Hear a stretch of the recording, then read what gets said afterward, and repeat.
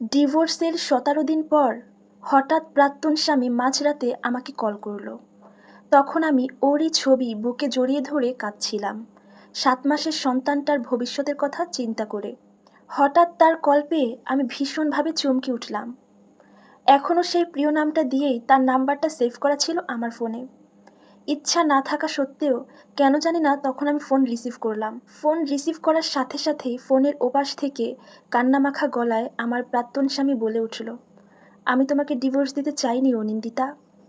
গোপন ফন্দি আর মমতাশূন্য পরিস্থিতি আমাকে তোমাকে ডিভোর্স দিতে বাধ্য করেছে। আমার সন্তান আর তোমাকে নিয়ে আমি আমার শেষ নিঃশ্বাসটা পর্যন্ত থাকতে চেয়েছিলাম, কিন্তু বিধাতা হয়তো চাইনি। ভাঙা গলায় বললাম, এত রাতে কল করে তুমি কী সব কথা বলছো ইমতিয়াজ?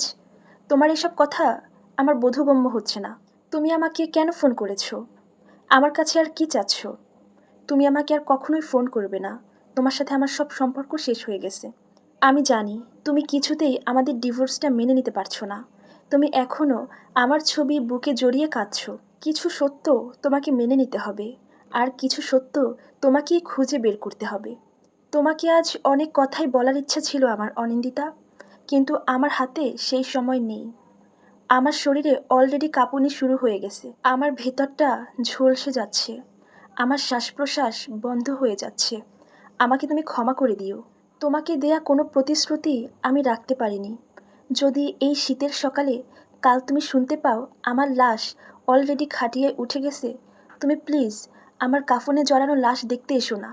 তোমাকে শেষবারের মতো না দেখার কষ্টটা আমার কষ্টই রয়ে গেল। এরপর ওপাশ থেকে আর কোনো কথা ভেসে আসছে না, এমনকি কলও কাটছে না। আধা ঘন্টা এভাবেই আমি তার কলে ছিলাম। এরপর আমি নিজেই কল কেটে দেই। সেই রাতটা আমি আর ঘুমোতে পারিনি।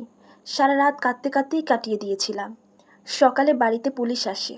তাদের থেকে জেনেছি ইমতিয়াজ মারা গেছে। তার নিজের রুমেই নাকি তার লাশ পাওয়া গেছে। যা শুনে আমার কলিজাটা স্যাঁত করে উঠেছে। চারপাশটা নিস্তব্ধ হয়ে গেছে। চিৎকার করে কান্না পাচ্ছিল, কিন্তু আমি কোনো রকম মুখ চেপে আমার কান্নাটা আটকে রেখেছিলাম। এরপর আমি নিজেকে শক্ত করে পুলিশ অফিসারকে জিজ্ঞেস করলাম, সে কিভাবে মারা গেছে? পুলিশ অফিসার প্লাবন আমাকে জানায়, দেখে তো মনে হয়েছে বিষ খাইছে। লাশ পোস্টমর্টমের জন্য পাঠানো হয়েছে। রিপোর্ট হাতে পেলে খুঁটিনাটি সব জানা যাবে। লাস্ট ইমতিয়াজ সাহেবের সাথে আপনারই কথা হয়েছে।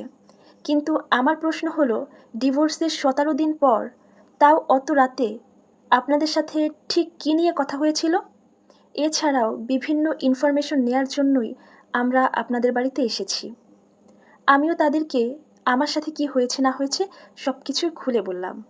তারপরেও তারা আমাকে জেরা করে যাচ্ছিল। আমি সব কিছুই তাদেরকে বুঝিয়ে বলছিলাম। সাথে সাথেই ওনারা চলে যায়। তারপর আমিও রুমে এসে ভিতর থেকে দরজা লাগিয়ে বোবা কান্নায় ভেঙে পড়ি। 1 সপ্তাহ পর ইমতিয়াজের লাশ ওদের বাড়িতে পাঠানো হয়েছে। জোহরবাদ ওর জানাজা।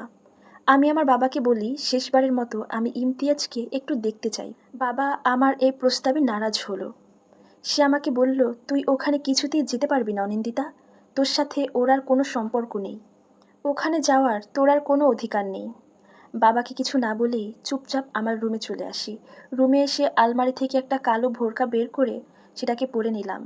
নিজের অজান্তেই চোখ থেকে কয়েক ফোঁটা পানি পড়ল। আমাদের বিবাহবার্ষিকীতে ইমতিয়াজ এটা আমাকে গিফট করেছিল। ওর আর আমার দুজনেরই খুব পছন্দের ছিল এটা। বাসা থেকে বের হওয়ার আগে কাজের মেয়েটাকে ডেকে বললাম, আমার ছেলেটা ঘুম থেকে উঠলে ওকে দেখে রেখো, সামলে নিও। আমি বেশি দেরি করব না, চলে আসব। বাড়ি থেকে বের হওয়ার সময় বাবা জিজ্ঞেস করলো, কোথায় যাচ্ছিস? কিছুই বললাম না, চুপচাপ চলে যেতে লাগলাম।